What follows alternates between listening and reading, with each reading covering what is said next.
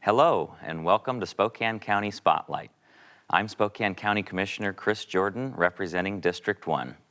For today's program, I've invited the owner of Little Scholars Development Center on North Monroe, Kerra Bauer, to be my guest. I'm thrilled I get a chance to talk with her today. Kerra, thank you for joining me. Thank you for having me. You bet.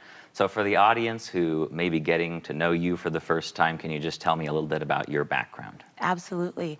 So first and foremost, I'm a mother, I'm an educator, and a proud Spokane County member. And I grew up in California, so I am a Spokane transplant. But I moved here in '99, graduated from Ferris High School. Go Saxons, and attended community college here in Spokane. Eventually went on to work for an organization called People to People Ambassador Programs, but that's kind of just a little bit about me and how I got here. Very good. So you've been around Spokane for a while. A little while, Well, yes. we're glad you're here. And the two of us met because of your advocacy in the community over the past couple of years, so we'll talk about that soon. And you've been using that voice to speak up for investments in childcare throughout Spokane. But I just want to ask you, first of all, how you got involved in early childhood education as a career for yourself before you began advocating for others. Absolutely. So to tell you the truth, I didn't start in early childhood education. As I said, I worked for an organization called People to People Ambassador Programs. And we traveled students all over the world, all over the United States. And it was really about cultural immersion and education. And I loved it. I loved everything about it. And at 23, my husband and I at the time decided to start our family. And I thought that I'd be able to travel 2 weeks out of the month with a newborn. And it just wasn't what I had envisioned it would be. And so I decided to stay home. I knew education and I knew that I loved children and I wanted to make a difference. And so I decided at that time to start an in-home childcare center. And I worked as an in-home provider for 5 years before moving to our current location on North Monroe. Okay. So tell us about Little Scholars and help the community understand the programs that you offer on North Monroe. Absolutely. So Little Scholars is a full-service childcare center and development center. We serve ages 4 weeks to 12 years. So it's a full program. We provide infant care, we provide before and after school services, transportation, a full summer program. And then we also have a full preschool program that serves students from 2.5 all the way through their 6th year, and where we really are focused on kindergarten readiness, and cultural awareness is always also a large part of what we do at Little Scholars. So just very proud to be a part of that team. And how many kids do you have in the preschool program? In preschool specifically, we're at about 45 students, Okay. 111 total in the center. Very cool. So why, in your view, is early childhood education so important for kids and families?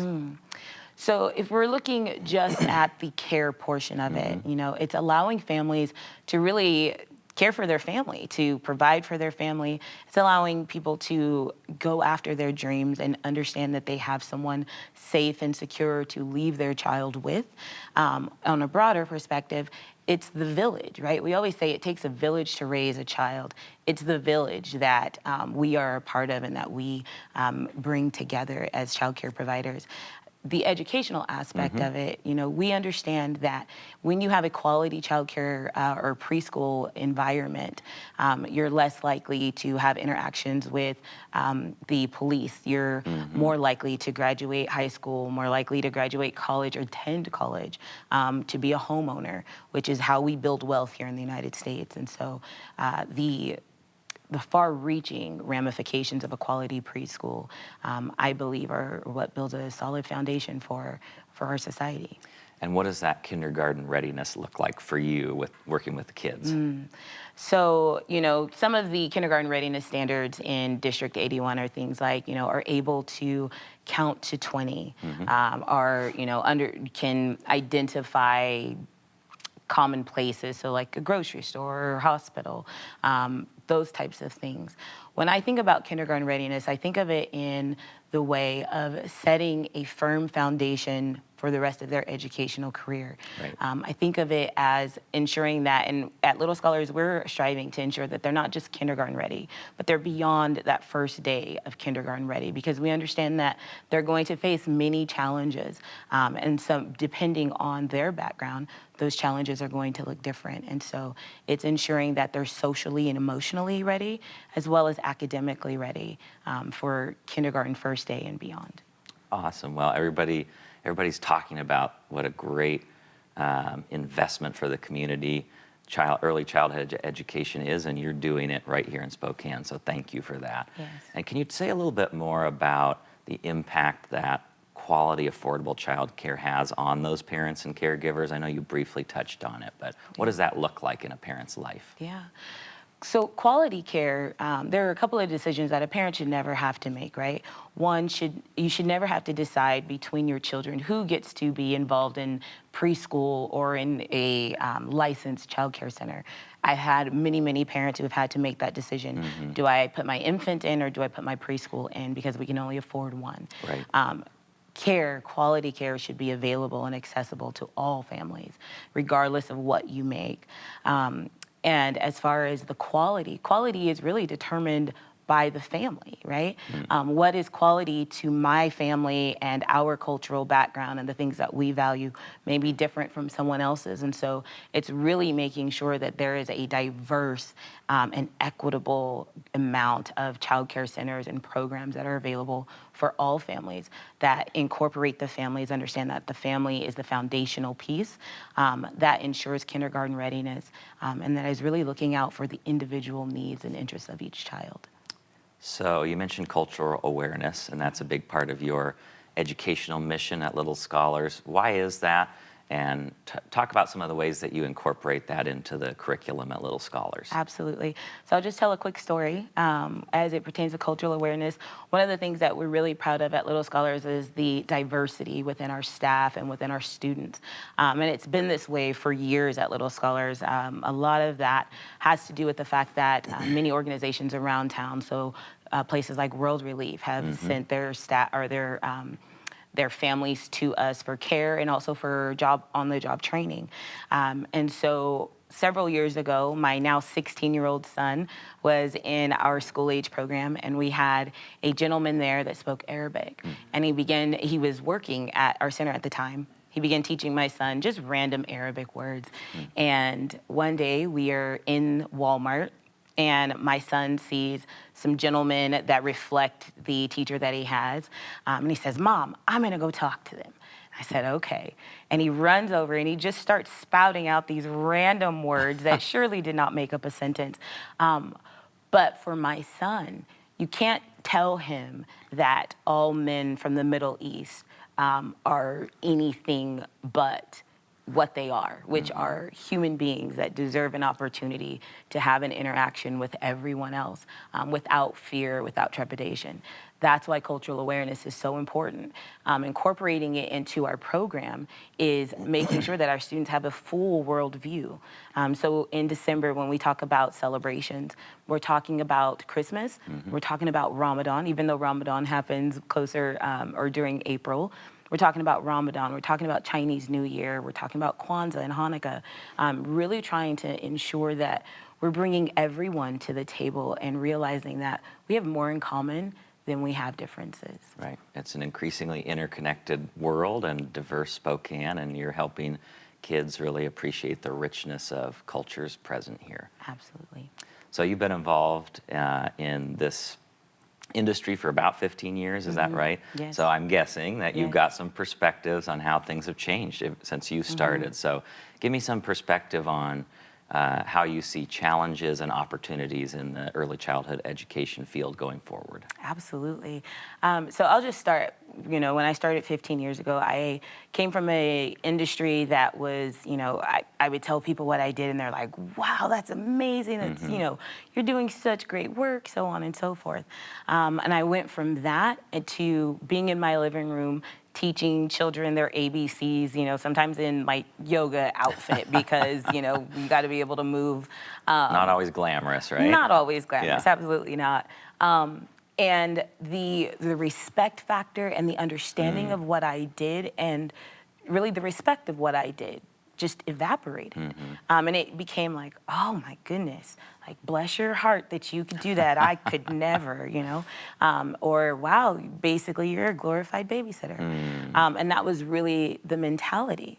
I remember that, you know, coming into the start of the pandemic, and the governor got up and he asked childcare providers to stay open, in spite of the danger of being around children, you know, that weren't able to wear a mask. You cannot keep a mask on a 1-year-old. Right. And the understanding of the value of a provider really, I think, took front and center stage. And so now we're in a place where people see us, but it's still this need for understanding and valuing what it is that we do. And I say we because I represent, sitting here, the many childcare providers that are actually on the floor doing the hard work of educating and nurturing our students. As far as challenges are concerned, you're looking at a group of individuals who have been on the front lines from the very beginning of the pandemic and who have never stopped. And the mental health toll that is taken on our providers, I cannot tell you the times that I've had to console my staff for fear of being at work, because they're not going to not show up, but the fear of being at work, knowing that they could potentially be taking something back to their family. It's a heavy toll. So the challenge is that we need provider support. We need support for our families, mental health supports for our children. The list goes on, but lots of challenges, lots of things to work on. Yeah, we heard a lot about all types of professions being so important during COVID-19, right? Grocery store workers, healthcare workers putting themselves at risk. I'm really hoping people are getting now the importance of early childhood education and the amazing professionals involved. So I hope we're getting there. Yes, we're working as on do it. I. So for families who are thinking about enrolling their child in a program, what programs are available to help particularly lower income families be able to afford a program like this in the first place? So the largest is Working Connections, Spokane, or Washington Working Connections, which is the state subsidy that's available to families that are currently at about 60%. And Is that of the median income? Okay. Yes. And so that is something that basically just subsidizes the tuition for these families and allows them the opportunity to have access to quality childcare of their choosing. And how do families look at applying for that? Yeah, so you can go to the DCYF website, and there's a wizard that'll really just take you through. So you indicate that you are looking for Working Connections childcare subsidy, and there's a wizard that'll just kind of take you through it, ask you about your income, certain forms that will need to be provided by your employer, such as like your pay stub and things of that nature, your work schedule. And then they will decide whether or not, you may not even have a copay at this point. So Washington State's done a great job of really making sure that even the copay is affordable for families. And so, well, it's good to know there's some help out there available. What barriers do you still see in terms of accessibility and affordability, particularly for working families and middle-class families? So there is this very important group of people that are just outside of that eligibility window for Working Connections that are being left with very hefty tuition rates for their students. So a family of two could easily be paying close to $3,000 for full-time care, which most centers are only accepting full-time care now. So that's the largest barrier right now, is for that. And they're called the working poor, right? So those families that are just not able to quite meet the eligibility for Working Connections, but are not able to carry the load of a full tuition for their families. So that's a work in progress. It is. Good. It is indeed. Okay. Well, we're emerging from the pandemic, which has had so much impact on our lives. And can you talk a little bit about how the COVID pandemic impacted students, providers? You touched on it, but what was that impact, and then how did that spur you to get more involved in advocacy in the community? Yeah. So I think that COVID exacerbated all of the issues that we were already having within early childhood. First and foremost, again, the mental health of our staff. You have people that have been here day in and day out, and they really are the backbone of the economy. You can't have a grocery store worker if that worker has children and has nowhere to take their children in the morning. The same for the medical staff. And so these individuals have been on the front line. You're also bringing in a group of children who, for the better parts of their lives, have been in solitude or just, at home with their families. And so they haven't had that social interaction that they would typically have. So there are a lot of behaviors that are coming as a result of that being siloed. Right. You're having a lot of families that are having a lot of attachment issues and concerns due to being in public spaces again, especially now that our mask mandates have been lifted. We really are struggling with making sure that our families know that we're still maintaining all of the same standards that we did even during COVID. So the hand washing and the extra attention to sanitizing. Right. So those were some of the main impacts. Another one that we're seeing that has been exacerbated our turnover rates within childcare.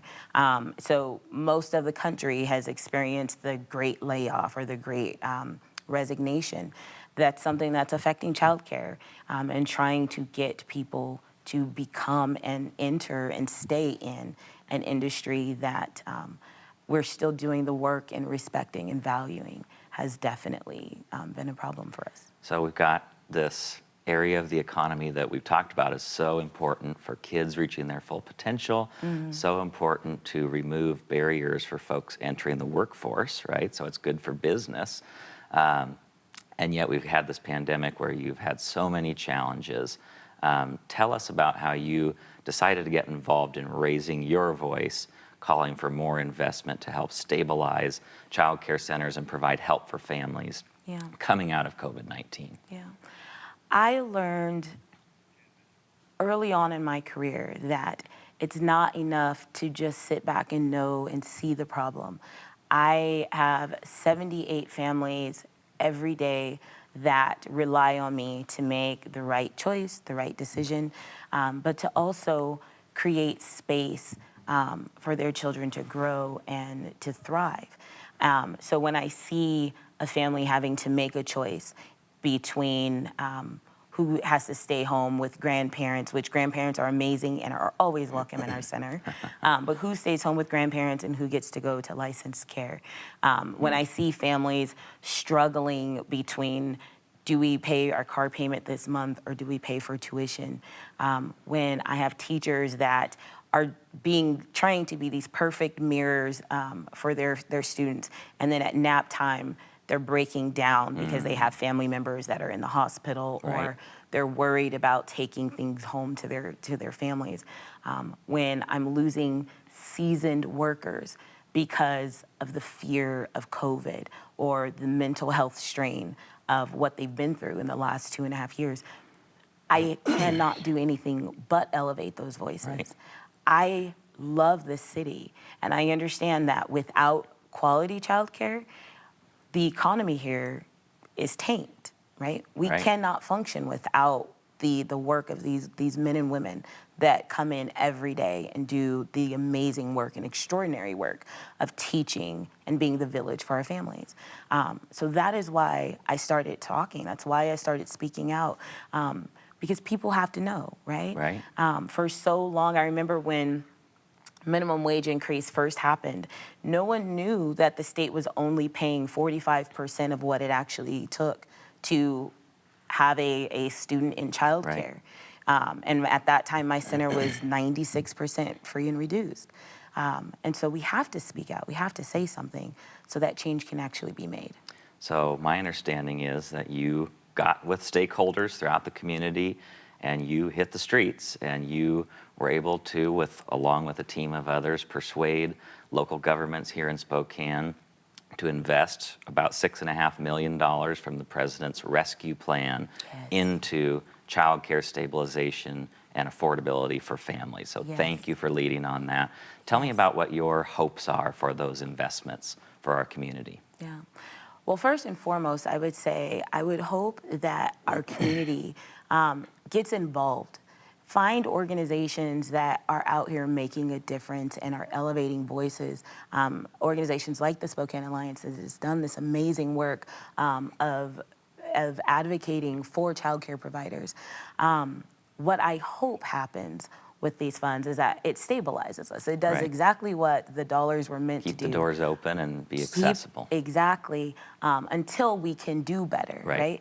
right? I hope that our legislators in Olympia, here locally, our county commissioners, our city council, even in the Spokane Valley, I hope that everyone takes heed to what has just happened.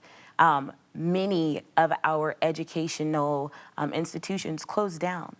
The one that remained open is the one that we really need to understand is in jeopardy right now, and we need to support. So ARPA dollars are great, Right. and I hope that they continue to stabilize us and get us through until our local and regional legislators can do better and really answer the call of building the future that our students deserve. More work to do. A little bit. So you touched earlier about challenges with mental health, supporting providers, right? Trying to keep these wonderful people in your program. So I know you've been working with Spokane County on that. Yes. So tell me a bit about your efforts to support the mental health of the providers in the program. Yes. So, mental health and its impact is cyclical, right? Regardless of the relationship that you're in. When it pertains to early childhood education, again, you have these providers that come in, they have their home life, they come in, and regardless of what's happened at home, they have to be the mirror that these students reflect, right? And we want it to be a positive reflection. Right. And so to tell a provider, like, leave it all at the door and don't bring it in the classroom, well, that's what we want to say. The reality is that's not always realistic. And so the idea is clean the mirror, fix the mirror, support the mirror, so that these children have something to reflect that is positive and that is life-changing. The program that the county has really invested in thus far is one that focuses with licensed mental health specialists, a behavioral specialist, and a child care specialist to come into the center, build relationship with the provider, find out what the stressors and pressures are that the provider is experiencing, how that is affecting them, and then work from that standpoint, bringing in and partnering with the family to create a plan to address any behaviors that may be occurring in the classroom. That's really the idea behind this program. And then, of course, to partner with other individuals within our community to really undergird that and support that. And it's really about building a village and empowering a village to build for these students. So this is a pilot program, right? That's a little over $300,000 Yes. partnership. So what does success look like? Is it really retaining the staff and having them feel well supported, having kids be successful in the program, or what are those measures of success that you're hoping to achieve? First and foremost would definitely be staff retention. Great. Also would be kindergarten readiness and the social emotional aspect of kindergarten readiness specifically, because we know that if we meet those basic needs, that the academics will fall in line as long as you have that structure set up. So those are the basics for me, is that I want to see retention within our staff, and I want to see higher social emotional kindergarten readiness rates. So working within the district to even get those numbers so that we can see those reflections. That would be success for this pilot program. Well, you're on the cutting edge. Yes. So excited to see how it goes, and thank you for your efforts. So before we wrap up, anything else that you want people in Spokane watching just to know about this industry, and how they can get involved? Yes. Know that we are not babysitters. That's right. Know that we're not even baby whisperers. We are people who have understood that there is a call to equip our students to build the future that is necessary. We understand that it is our work every day. It is the career fields that we have chosen. It is the time that we take to plan the day at home that is to come, that we are investing in you. So in order to have accessible and affordable childcare, you have to have a strong work ethic. You have to have a strong group of people that are willing to do that work. And so make sure that you're supporting them. Make sure that you're acknowledging them in the work that they're doing. I would also say, get into the classrooms. Parents, if you have the day off, don't take the children out of the center. They need the routine, but go into the classroom, be a part of that environment, and really partner with your local providers in making sure that we're building healthy, strong students to build our world for tomorrow. Well, Kerra, you and I could talk about childcare and early childhood education all day. Really appreciate what you do in the community. Appreciate all of your advocacy and leadership and trying to work for solutions on a larger level than just your own organization. So thank you. I'm sure that we'll continue to be talking as we go forward about what the long-term picture looks like, right? Thank you again for being here today. Unfortunately, we are out of time, but I appreciate having you. Thank you very much. I appreciate being here. You bet. As a reminder to our audience, this program and videos from all of our Commissioner public meetings can be accessed on the Spokane County homepage and our Spokane County YouTube channel. Once again, I want to thank Kerra Bauer for joining me. I'm County Commissioner Chris Jordan. Thank you for joining us today on Spokane County Spotlight.